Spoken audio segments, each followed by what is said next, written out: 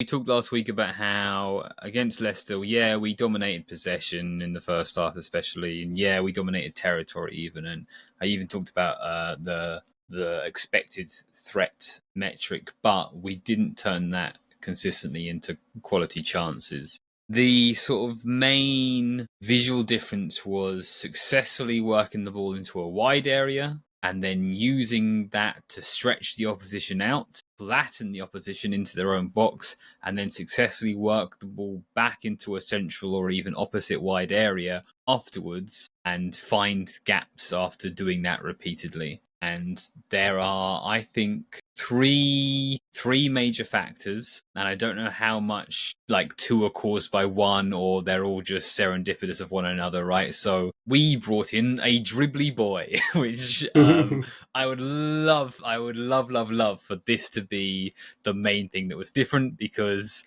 of my own narrative coming through, right? But also at the same time, we kind of changed our own setup a bit. We used the Celtic setup. We used a very, very high positioned right sided number 10 in Kulusevski to and quite wide as well to play kind of with his back to goal. Which is interesting because when he played sort of 9 at the end of last season and preseason, his standout quality was his hold up play. He's kind of doing hold up play from the 10 position, a little 1-2 touch passing rather than actual midfield work.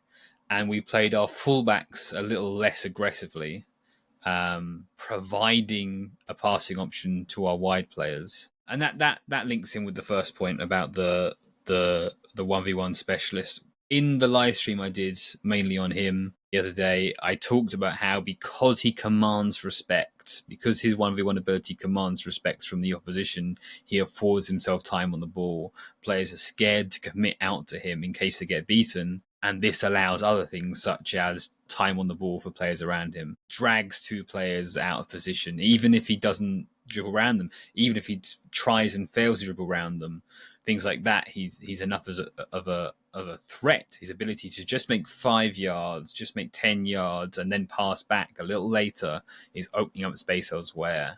So is the reason that the winger was able to find the fullback in the game more about our structure or more about the wide profiles? I would say if you look at the lead up to Basuma's goal, you've got a situation where Brennan Johnson is able to drag a player about a bit, combine with Kulusevski, carry the ball infield, and that leads to the setup for Basuma's shot from the edge of the box, which suggests so you're saying structure. Maybe I would say that goal would suggest that. But interestingly, also, I think, comes down to profiles, because I don't think there's many players that could have the touches that Kulusevski had in the box. Agree.